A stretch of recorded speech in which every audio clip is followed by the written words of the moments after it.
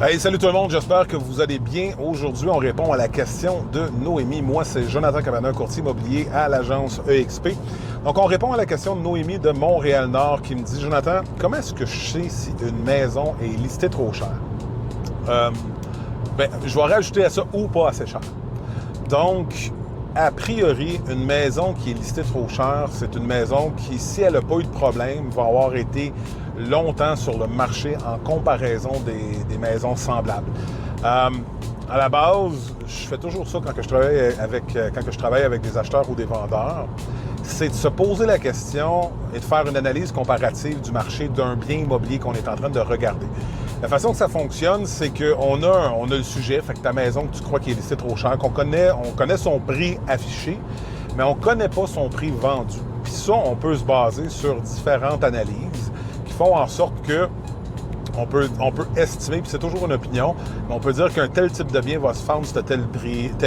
Maintenant, si toi, tu es le vendeur, ton bien immobilier il est adéquat, il n'y a pas de dommages apparents, il n'y a pas de dommages structurels, rien de ça, bien, si ça reste trop longtemps sur le marché, si, mettons, tu as les premières semaines, si tu, mettons, une visite la semaine 1, tu n'as pas de visite la semaine 2, tu as une visite la semaine 3, là, la maison reste 30, 60, 90 jours sur le marché, mais tu as un bon indicateur que ta propriété est listée trop cher. Aussi, puis le danger avec ça, c'est que 3, 4, 5, 6 mois down the road, qu'on appelle, donc en chemin, mais tu vas avoir quelqu'un qui va t'arriver avec une offre tellement basse que ça va te scier les deux jambes. Parce que lui, tu sais, au même titre que, tu sais, toi, en ce moment, tu n'étais pas pressé le jour 1, c'est peut-être le jour 120 où ce que tu commences à le devenir un peu plus.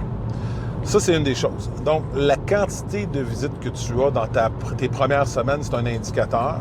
Et 2, la quantité de temps que ta maison reste sur le marché. Puis 3, tu sais, aujourd'hui, le monde consomme l'information de façon différente. Tu sais, en ce sens que, tu sais, aujourd'hui, ils jouent à ce que j'appelle affectueusement le Tinder de l'immobilier, OK?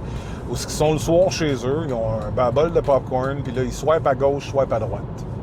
Là, j'ai aucune idée qu'est-ce que tu retiens là, quand tu swipes à gauche ou à droite, là, mais c'est ce qu'ils font. Fait qu'ils voient ta maison ou une maison qui est listée trop chère, et ils continuent à swiper parce qu'eux sont en braquette là, de prix. Tu sais, quand tu regardes sur Centrist, tu fais des recherches par bon de 50 ou 25 000, là, si je me souviens bien.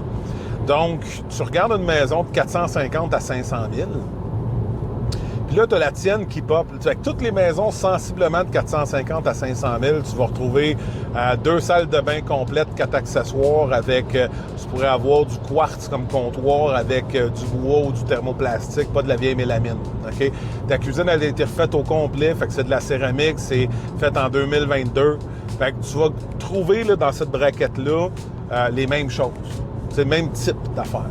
Puis là, tu arrives avec la tienne, qui est une maison avec une cuisine de 1990. Là, je dis n'importe quoi, là, mais c'est juste pour que ça soit clair.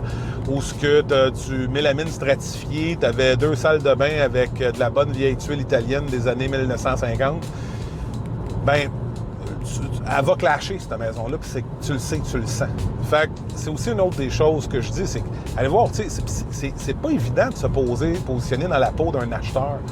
Mais c'est ça mon rôle aussi, c'est de te dire, tu sais, quand que je m'assois avec toi et que j'ai analysé ta maison, je l'analyse factuellement, je l'analyse avec qu'est-ce que le marché alentour, de la façon qu'il se comporte. Fait que, à partir de là, c'est d'être capable de se mettre dans les peaux d'un acheteur. Est-ce que ta maison se démarque positivement ou négativement face à la propriété que tu as entre les mains, ou que tu regardes comme comparable?